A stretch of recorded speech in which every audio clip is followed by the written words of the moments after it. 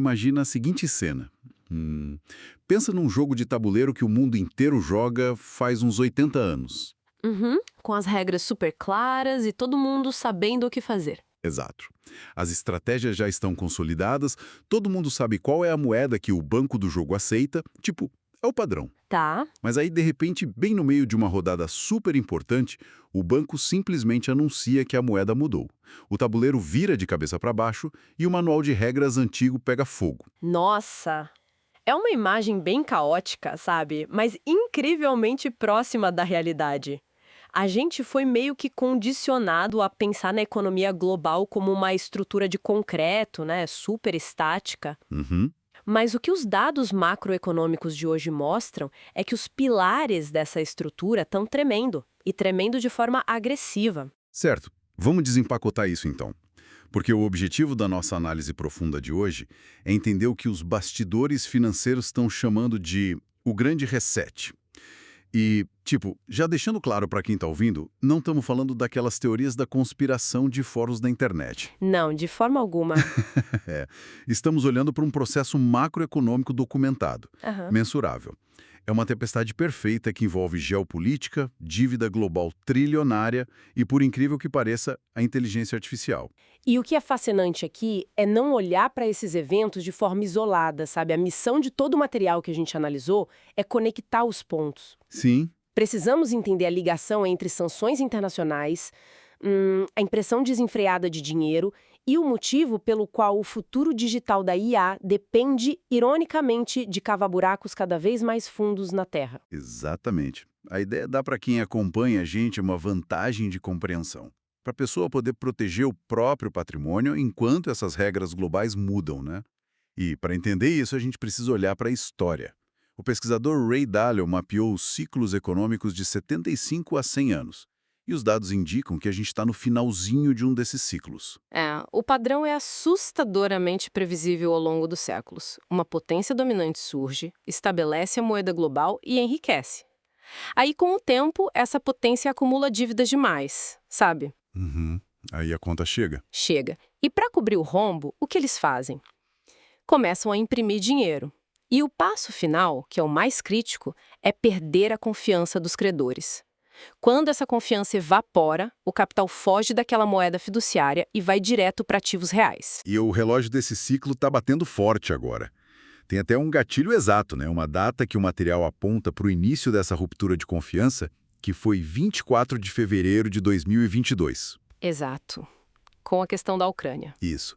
E fazendo um parênteses bem importante aqui. A gente não está aqui para tomar partido político, tá? Nem debater moralidade de sanções. O foco é estritamente no mecanismo financeiro que a fonte traz. Sim, sendo totalmente imparciais sobre os dados. Perfeito. O fato é que o Ocidente congelou cerca de 300 bilhões de dólares em reservas do Banco Central Russo. Com um clique em Washington, 300 bilhões sumiram do acesso de quem depositou. E o que é fascinante aqui é como o sistema de Bretton Woods e o que veio depois dependiam da neutralidade financeira americana. O mundo confiava que o dólar era um porto seguro absoluto. Independente de briga diplomática, né? Exatamente. Então, quando o dólar vira uma arma direta num nível tão colossal, isso assusta as outras nações. É a quebra da percepção de segurança. É como se, pensa bem, é como se o bairro inteiro guardasse as economias no cofre de um amigo que tem a casa mais segura. Aí um dia esse amigo muda a senha do cofre porque brigou com o vizinho da frente. Imediatamente, todo mundo do bairro vai comprar o próprio cofre. Claro. O pessoal pensa, peraí, e se amanhã a briga for comigo? O meu dinheiro pode sumir num estalar de dedos. E no mercado a gente chama isso de risco de contraparte, sabe? A percepção de que $1 numa tela não é seu se um servidor em outro país pode cortar o seu acesso. Países como China, Índia, Arábia Saudita sacanam isso na hora. E essa quebra de confiança é estilhaça, não é suave. Nossa, e se o cofre não é mais seguro, para onde o dinheiro vai? Porque os números são bizarros. A fonte mostra que em 2013 a China tinha uns 1,3 trilhão de dólares em títulos americanos. E hoje isso caiu para menos de 600 bilhões. Eles estão se desfazendo disso muito rápido. ir pegando esse capital e trocando por ouro físico, bloco por bloco, contrato por contrato. Sim, mais de 1.000 toneladas de ouro compradas por bancos centrais por ano durante 3 anos seguidos. O preço da onça faltou de menos de 4.000 para mais de 5.000 recentemente. É o mercado avisando que a fundação está mudando. E tem o movimento dos BRICS também, né? Ah, bem lembrado. O projeto do BRICS Unity para 2025, que seria tipo 40% lastreado em ouro e 60% em moedas locais. E o BRICS Pay para 2026, integrando sistemas tipo o nosso Pix, para contornar o dólar e o SWIFT. É a criação de uma rota de fuga financeira baseada em ativos tangíveis, sabe? Mas, deixa eu te perguntar uma coisa que sempre me intriga quando eu leio esses relatórios. Em um mundo de algoritmos, de transações na velocidade da luz, por que as economias mais modernas estão voltando para pedras brilhantes tiradas da terra em vez de uma solução tecnológica nova? É uma ótima pergunta. A tecnologia dá velocidade, mas não dá soberania física. A volta para o ouro é justamente por ele ser primitivo, sabe? Ele não precisa de tomada. Caramba, é verdade. Não depende de cabo submarino ou de um provedor estrangeiro. Uma rede tecnológica pode ser hackeada ou sancionada.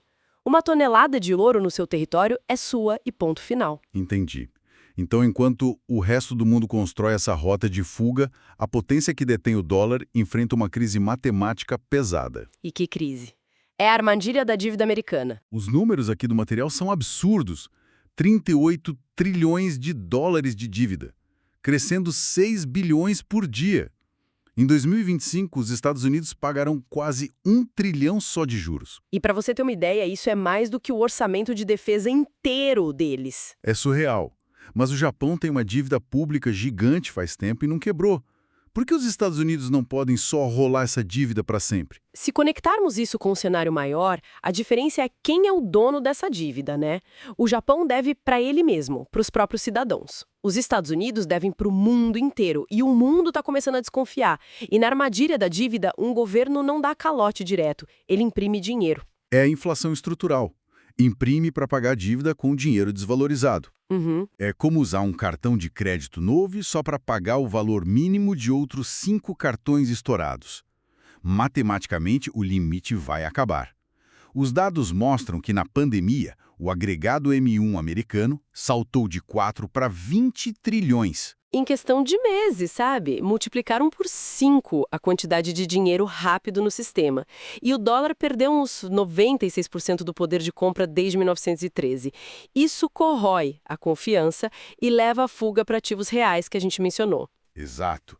E aqui é onde a coisa fica realmente interessante, porque temos a inflação comendo solta e, ao mesmo tempo, uma nova força surge exigindo investimentos estratosféricos no mundo físico. A inteligência artificial. E a IA não é como os ciclos anteriores, é muito diferente. O pessoal da indústria, tipo Sam Altman, fala em comprimir 100 anos de descobertas em 10. Mas a ironia absoluta é que a revolução mais digital da história é a mais faminta por recursos físicos que a gente já viu. O pessoal fala de nuvem, mas a nuvem é um galpão de concreto e silício que gasta muita energia. Sim, a IA consome níveis absurdos de eletricidade. A estimativa nas fontes é que os data centers podem consumir 12% da eletricidade dos Estados Unidos até 2028. Caramba! E a rede PJM lá estima um déficit de 6 gigawatts já para o ano que vem. E o custo da infraestrutura vai bater em 3 trilhões de dólares. E aí entra uma empresa que o material destaca bastante, que é a Tesla. Isso, e é bom frisar que não como montadora de carro, mas como infraestrutura de energia. É um loop simbiótico incrível que o Elon Musk montou, sabe? Como funciona esse loop? Pensa assim, os carros coletam dados nas ruas. Esses dados vão para os data centers, para treinar a IA. Só que a IA exige energia constante, não pode parar. Aí entram os megapacks da Tesla, que armazenam energia em escala industrial para manter tudo rodando. Quem controlar a infraestrutura de energia, controla a economia nova. Mas toda essa demanda elétrica nos leva direto para o maior gargalo. Você não pode baixar um data center da internet, tem que cavar a terra. Exatamente, o gargalo é puramente geológico. O material aponta a crise dos minerais de transição. O cobre, por exemplo. Vamos precisar minerar nos próximos 18 anos a mesma quantidade de cobre de todos os últimos 10 mil anos somados. E a qualidade do minério está caindo muito, então tem que cavar o dobro de rocha para achar a mesma coisa. E a prata está sumindo também. Verdade. As fontes falam que os painéis solares vão engolir metade da produção mundial de prata até 2030 e os estoques já caíram 75%. E quem domina tudo isso? A China! Pois é, o Oriente Médio tem petróleo, a China tem terras raras. Eles controlam o refino de 19 dos 20 minerais estratégicos.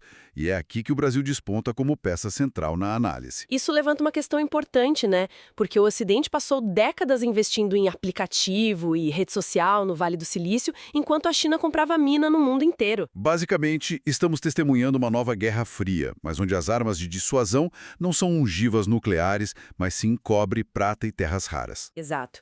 E o Brasil tem a segunda maior reserva de terras raras do mundo, 21 milhões de toneladas. Além de ter uma matriz elétrica 80% renovável. O Ocidente e os Estados Unidos, com programas tipo Warp Speed para minerais, estão cortejando o Brasil desesperadamente para ter uma alternativa à China. Entender quem controla o solo mostra por que tem tanta diferença entre a economia real das pessoas e o mercado financeiro. O S&P 500 subiu quase 300% desde 2010, mas o patrimônio real das famílias só cresceu uns 50%. A desigualdade do 1% mais rico voltou para o nível de 1929. O dinheiro impresso vai primeiro para os ativos, inflando a riqueza de quem já tem, sabe? Para quem vive de salário, o dinheiro chega por último, quando a inflação já explodiu. Então, o que tudo isso significa? O material desenha 4 cenários. Uma transição ordenada, uma implosão da dívida com hiperinflação, uma ruptura tecnológica dominada pela IA ou um conflito prolongado. Mas para quem acompanha a gente e quer planejar a vida hoje, como reagir? Porque a velha dica de botar na poupança parece bem perigosa agora. Muito perigosa. A maior lição dos dados analisados é que a inflação de energia e de comida não é passageira, ela é estrutural.